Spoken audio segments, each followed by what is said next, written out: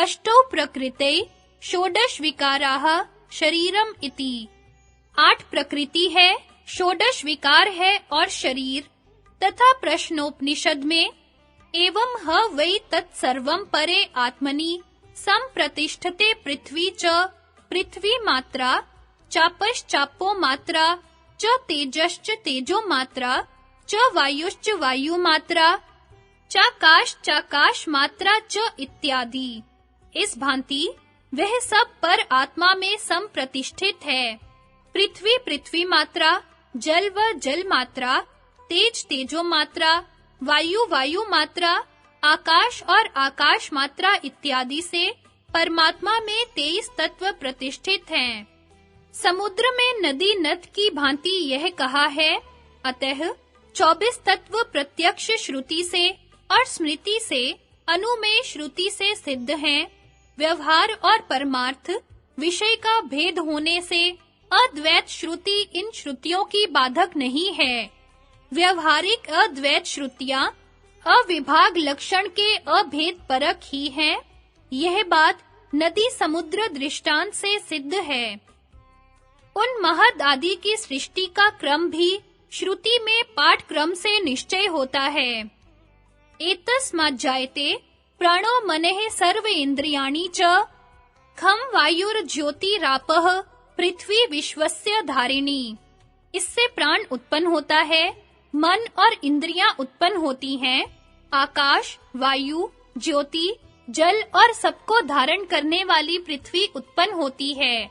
और जो तैत्तरीय उपनिषद में वियद आदि की सृष्टि कही है, वहां वियद से पहले स्मृति से उन्नय श्रुति के साथ एक वाक्यता द्वारा बुद्धि आदि की सृष्टि पूर्ण कर लेनी चाहिए। छांदोग्य में जैसे वियद वायु की पूर्ति की है, किंच साख्योक्त सृष्टि के क्रम में स्पष्ट ही श्रुति प्रमाण है, जैसा कि गोपाल तापनीय में एकमेवा द्वितीयम ब्रह्मासीत् तस्मात् व्यक्तमेवा अक्षरम तस्मादक्षरान् महत् महतो वै अहंकारस्त अस्मादेवा अहंकारात् पंच तन्मात्राणि तेभ्यो भूतादीनीति। एक अद्वितीय ब्रह्मा ही था, उससे अव्यक्त अक्षर उत्पन्न हुआ, उस अक्षर से महत्तत्व और महत्तत्व से अहंकार और अहंकार से पंच तन्मात्रा तथा तन्मात्राओं से 5 महाभूत आदि उत्पन्न हुए हैं। वेदांत सूत्रों ने भी बुद्धि आदि के क्रम से ही सृष्टि कही है। उन पर नवीनों की व्याख्या का हमने अपने भाष्य में खंडन किया है। इस प्रकार सांख्य शास्त्र में प्रपंचित 24 तत्व ही यहाँ योग दर्शन के 2 सूत्रों ने संक्षेप से कहे हैं। इनके स्वरूप आदि भी वही दर्शाए हैं। संक्षेप से यहाँ भी कहते हैं। 5 भूत और 11 इंद्रियां तो प्रसिद्ध ही हैं। तन्मात्रा इन 5 भूतों के साक्षात कारण है।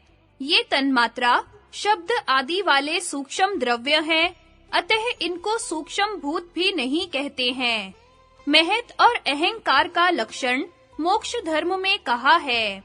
हिरण्यगर्भो भगवानेश बुद्धि रीति स्मृतः महानीति च योगेषु विरंची रीति चाप्युतः धृतम चैकात्मकम येन कृत्सनम त्रैलोक्यमात्मनम तथैव विश्वरूपत्वाद्विश्वरूपा इति श्रुतः। एष वै विक्रियापन्नः सृज्य आत्मनमात्मनः अहंकारं महातेजाः प्रजापतिम् महंकृतम्। यह भगवान हिरण्यगर्भ हैं, जिनको बुद्धि कहा है। योग में इनको महान और विरंची कहा है, जिन्होंने अपने आत्म रूप से एकात्मक समस्त त्रैलोक्य को धारण किया है।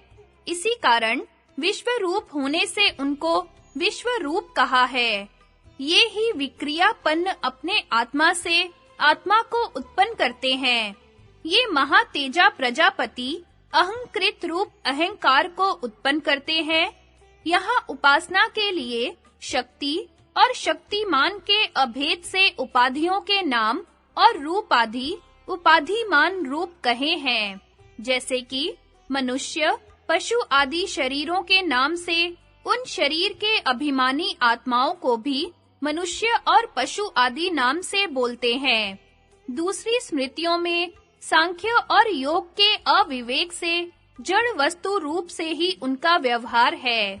ज्ञान और ऐश्वर्य आदि रूप महत् तत्व और अभिमान रूप अहंकार का अंतःकरण धर्मत्व होने से प्रकृति के तो 23 तत्वों के कारण सत्व आदि नाम वाले सूक्ष्म द्रव्य असंख्य हैं।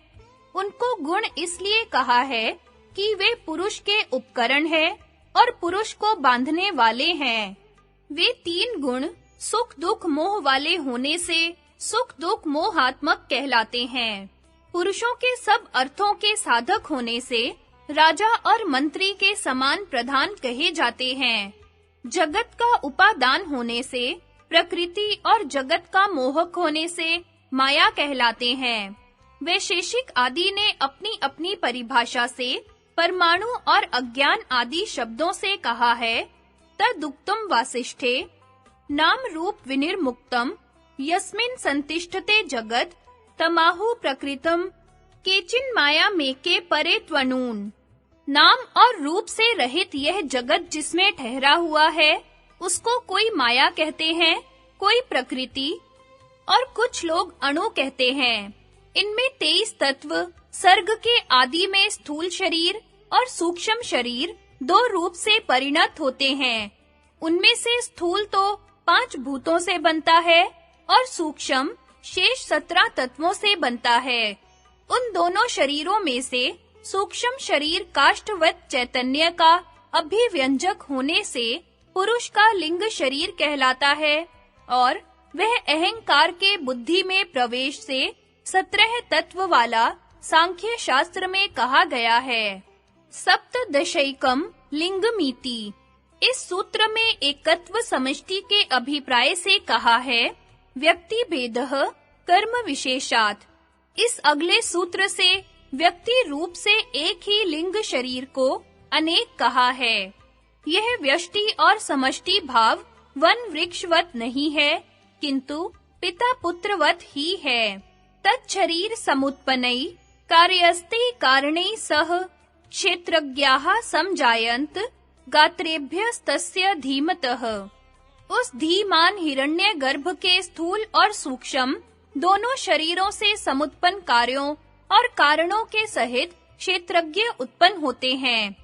इस मनु आदि के वाक्यों से हिरण्यगर्भ के 2 शरीरों के अंश से ही अखिल पुरुषों के दोनों शरीरों की उत्पत्ति सिद्ध होती है।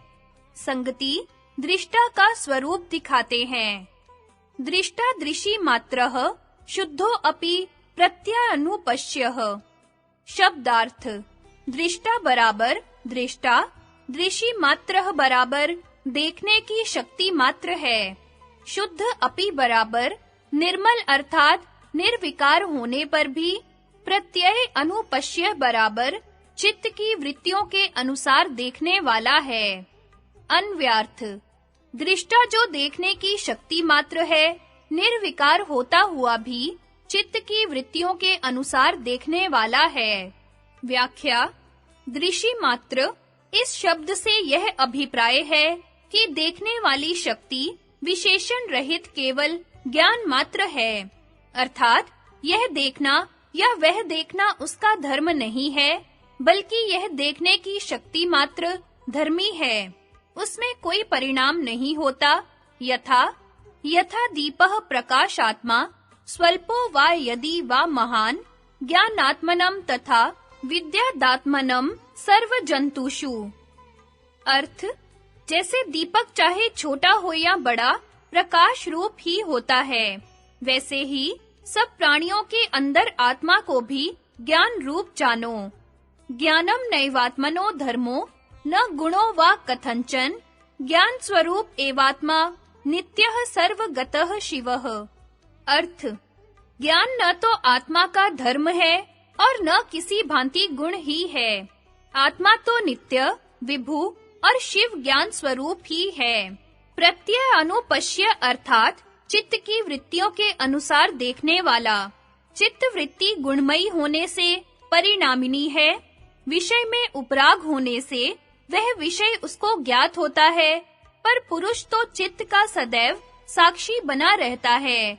वह चित्त पुरुष के ज्ञान रूपी प्रकाश से चेतन जैसा भासता है। इस कारण वह जिन-जिन वृत्तियों के तदाकार होता है, वह पुरुष से छिपी नहीं रहती।